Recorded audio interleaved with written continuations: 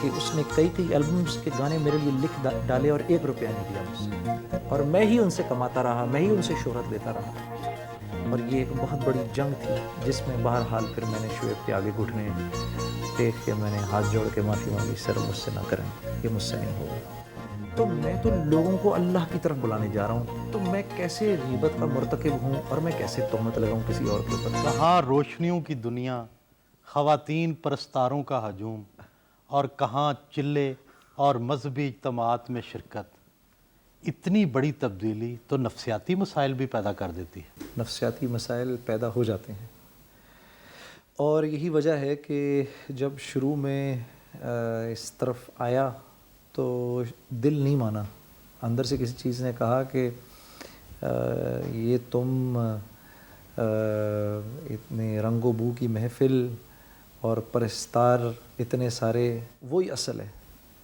تو واپس چلا گیا میں، لیکن پھر یہ ہے کہ اس لائن کا ایک دفعہ مزہ آ جائے، اللہ سے دوستی کا ایک دفعہ مزہ آ جائے تو وہ پھر چین سے بیٹھنے نہیں دیتا، وہ آدمی کو واپس کھینچ لیتا ہے۔ ساری عمر تو کٹی عشق بتاں میں مومن، آخری عمر میں کیا خاک مسلمان ہوں گے۔ کچھ نوجوان اعتراض کرتے ہیں کہ آپ نے خود تو سب کچھ دیکھ لیا، اب ہمیں نصیحتیں کرتے ہیں۔ اللہ اکبر۔ بات یہ ہے کہ یہ نوجوان جو اعتراض کر رہے ہیں، اگر تو یہ سمجھ رہے ہیں کہ میری عمر میں آ کے وہی سب کچھ کرنے کو دل نہیں کرتا، تو یہ ان کی سب سے بڑی بیوقوفی ہے۔ نامور پیغمبر حضرت داؤد علیہ السلام کی خوبصورت آواز کے حوالے سے لحن داؤدی مشہور ہے۔ اسلام میں گانے کے حوالے سے پھر کیا حدود و قیود ہیں؟ لحن داؤدی کی شہرت ان کے زبور پڑھنے سے تھی۔ حضرت داؤد علیہ السلام کے زمانے میں موسیقی کا بڑا زور تھا، بہت زیادہ زور تھا، اور یہی ڈھول تاشے سب کچھ ادھر بہت زیادہ بہتات تھی۔ تو جس زمانے میں جس چیز کا زور ہو، اللہ جل شانہ اپنے پیغمبر کو وہی چیز بدرجہ اتم دے کر تو بھیجتے۔ آپ کی دعوت تبلیغ سے کتنے لوگ مسلمان ہوئے، یا پھر کتنے مسلمان مذہب کی طرف متوجہ ہوئے؟ اللہ اکبر۔ غیر مسلم اسلام کی طرف اسلام کی دعوت سے نہیں آتے، مسلمانوں کے طور طریقوں، معاملات، اخلاقیات اور معاشرت کو دیکھ کر آتے ہیں۔ مغرب میں مسلمانوں کے خلاف دہشت گردی کے حوالے سے انگلیاں اٹھائی جا رہی ہیں، آپ خودکش بم دھماکوں کے حوالے سے کیا رائے رکھتے ہیں؟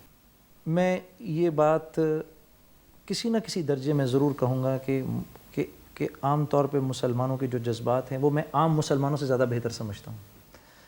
تو مجھے اس بات کا بہت سخت افسوس ہے، لیکن بات یہ ہے کہ پہلی بات تو دل نہیں مانتا کہ یہ مسلمانوں نے کیا ہے، ٹھیک ہے، نمبر 1۔ نمبر 2، اگر مسلمانوں نے کیا بھی ہے تو یہ انتہائی افسوس کی بات ہے، کیونکہ ظلم کا جواب ظلم سے نہیں دیا جا سکتا، ظلم کا جواب ظلم سے نہیں دیا جا سکتا۔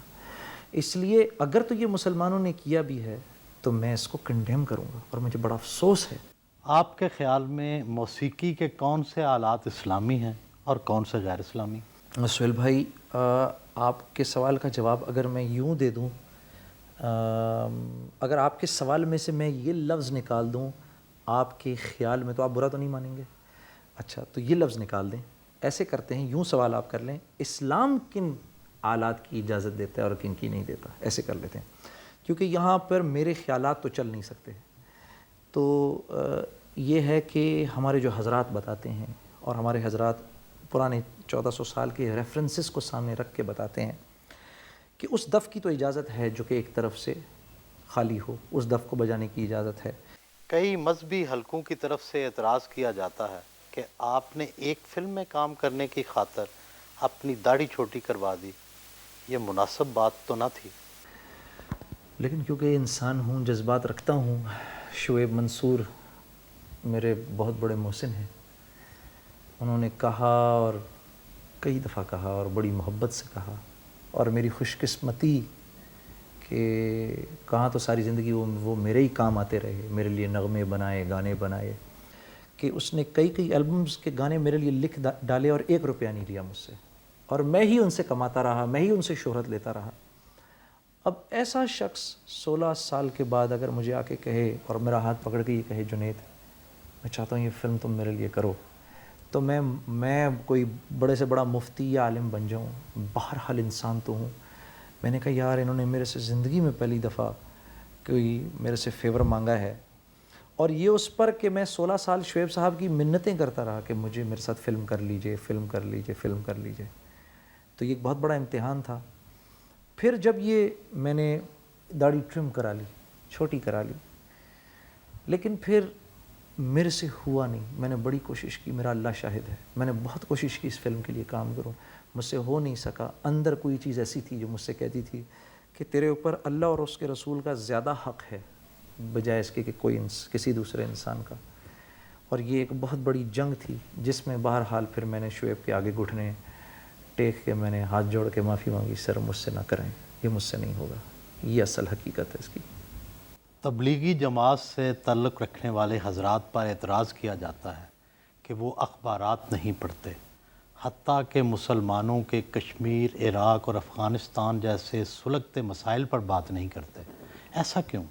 اب آپ اخبار پڑھیں تو اخبار کے اندر اخبارات میں کیا ہے؟ دو چیزوں میں سے ایک چیز ضرور ہوتی ہے اخبار میں، یا تو کسی کی غیبت ہوتی ہے، یا آپ کسی کے پیچھے اس کی بات کریں تو وہ غیبت ہو گئی، یا اس میں تہمت ہوتی ہے جو سچائی نہیں ہوتی، یا غیبت ہے یا تہمت ہے۔